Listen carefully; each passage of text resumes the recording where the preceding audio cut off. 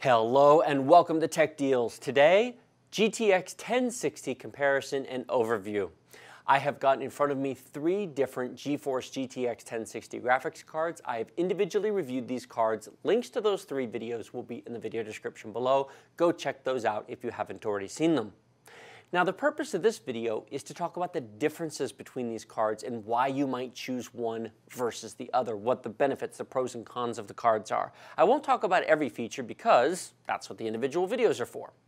But first, recap, GTX 1060. The GTX 1060 in general is an ultimate no compromises 1080p gaming card. You can play all current games at Full HD or 1080p resolution at ultra max detail at a smooth 60 frames per second, or you can play all current games at 1440p at medium to high detail at a smooth 60 frames a second. This card, all these cards are amazing performers, and I'm very, very happy to be able to test them out, especially compared to the previous generation where the 960 was a little on the weak side compared to some other options. Now, in front of me we have the EVGA GeForce GTX 1060 SuperClocked edition. That's a mouthful. This is the smallest and least expensive of these cards, $260. This is actually the card I think most people should buy. I don't think spending more than this is necessary. There's not a huge performance difference between individual 1060 cards. These are all factory overclocked. They can all be overclocked further, but the small size makes it very easy to install. If you have a pre-built system or a small slim case and you don't have a lot of room, this will fit in anything basically that will take a full height graphics card.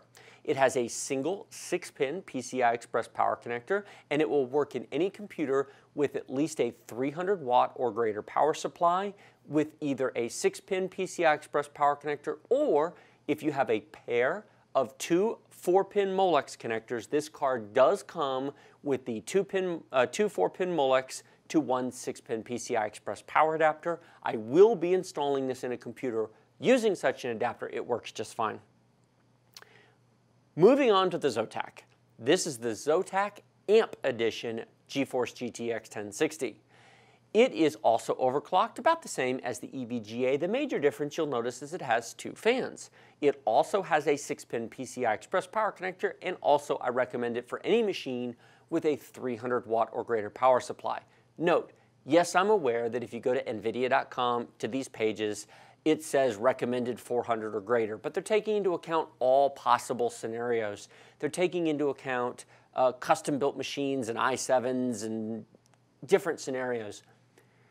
If you have such a machine, you probably already have a 400 watt power supply. I'm talking about something like an ASUS M32 CD, one of my favorite pre-built machines at $375. I will be putting these cards in there. Great, great machine. It has a 300 watt power supply. It'll run these fine.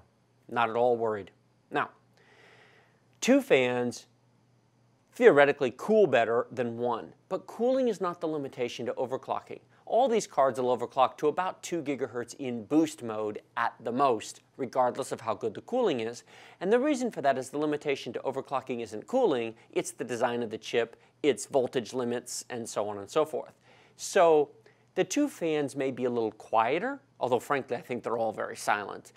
It's more of an appearance thing. It's more of a mental thing. You go, well, it's got two fans. Two fans are better than one. Well, maybe, maybe not. The primary reason I like the Zotac is I bought the Zotac first because it was the first card I could get that was in stock.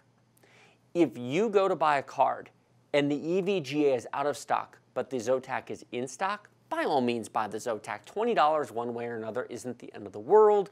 Maybe you like the two-fan design better. Maybe in your country or wherever you're shopping, it's the same price. Buy whichever one you prefer. These two cards are very, very similar. It doesn't really matter which one you buy. I recommend whichever one you buy is the least expensive one you can find. Now moving on to the ASUS Republic of Gamers Strix card, GeForce GTX 1060. That is a massive, massive card. I talked about it in detail in the individual video about why it has a triple fan cooler and why it's so big. And in short, that's because it actually uses the cooler, the circuit board, the printed circuit board, and the power delivery system from the GeForce GTX 1070. It is overpowered, over-engineered, and over-designed. Its heatsink is so good that in light gaming, in League of Legends, Minecraft, that sort of thing, the fans may not spin at all because that heatsink is so good. And even if they do spin, they'll spin very slowly and it'll be very, very quiet. It also has the benefit of a full RGB lighting system, something these cards lack. The top, the front, and the back has a lighting system. You can control 16.7 million colors, and if you have an ASUS Republic of Gamers motherboard, you can put them together and make an all kind of fun light show with strobing lights, breathing lights, pulsing lights, static lights, lights that are based upon your temperature or other features. It is an excellent card with excellent features. Note, it is big and heavy. That is not for pre-built systems. The ASUS Strix card is for custom-built systems in a mid-tower or larger case where you have room for a full-length card. It also needs an 8-pin PCI-Express power connector, but that's fine. Any computer you're planning on installing that in should have at least probably a 500-watt power supply because you need an 8-pin power connector and you're going to have a good computer. Note, that's the most expensive card. At $330, the reason to buy that card is mostly for the RGB lighting system. If you have a case with a big open window on the side and you want to have a pretty system with color-coordinated LED lights inside your system, all right, you're paying a bit of a premium. But if you want that, if that's important to you, the ASUS is a great card. But it's not faster than these cards. It's just prettier. That's a personal choice. It does have a full back plate on the back. It's a very well-built card. I like that card. I just wish it was $30 less expensive, but it is what it is. Now, there are other cards on the market besides these three. Specifically, the one most people are likely to ask about is the MSI Gaming X card. Do you like the black and red color scheme of the MSI X? Great, buy one. I've got nothing wrong with it. The only reason I don't have one here is just because I can't justify buying every card on the market. I didn't get any of these as samples. I bought all three of these cards. So rather than buy every card on the market, I sort of picked the small inexpensive option, the kind of medium option, and the big fancy option. I do have an MSI Gaming X 1070, which if you haven't seen it yet, there'll be a video on that coming up, but I couldn't buy every card. There's nothing wrong with that. If you like the color scheme, by all means buy that one. Gigabyte has their Gaming G1 card. If you like the looks of it, by all means buy it. They're all factory overclocked. They all run at about the same speed. It just comes down to fan count, size, whether it has a 6-pin or an 8-pin power connector, and what's actually in stock.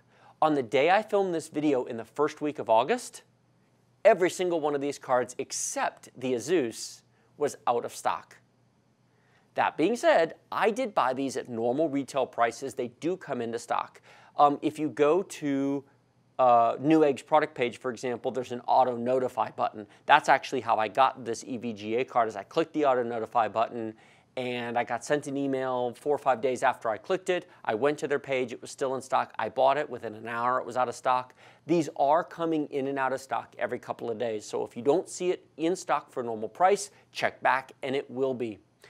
There will be a link in the description below, not just to these three cards on both Amazon and Newegg, but also to the entire list of 1060 cards sorted by price lowest to highest.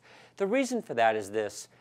If when you go to buy and you're ready to buy a card, if one or the other is in stock but the others were not, buy what's in stock for a normal price. Don't overpay for these cards. These are being mass produced. They'll be available.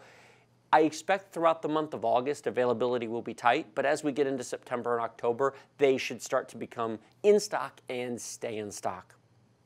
I love the 1060. It's a great card. If you've not already subscribed to my channel, be sure to click the big, huge red button down there to subscribe for upcoming videos, and that is because I'm going to be doing live game videos with these cards in various machines where I actually play the games. I can tell you benchmark numbers all day long. I can tell you that these cards will play Grand Theft Auto 5 at high detail at 65 frames per second at 1440p, but the question is it smooth at that resolution? When I actually play them live, I'm not playing pre-recorded benchmarks. I'm not just telling you a number or playing a video. I'm doing it live while we're filming so that I can tell you whether or not the game's responsive. I move the mouse, you can see it move on the screen. I think live benchmarks and demos are far more valuable than just giving you a performance number. So those will be coming up soon. Subscribe for those if you haven't, and if you've already subscribed, thank you very much. Speaking of which, like the video if you like it, don't if you don't. Remember to subscribe. Comments, questions, thoughts, feedback goes in the video description, below the video description below.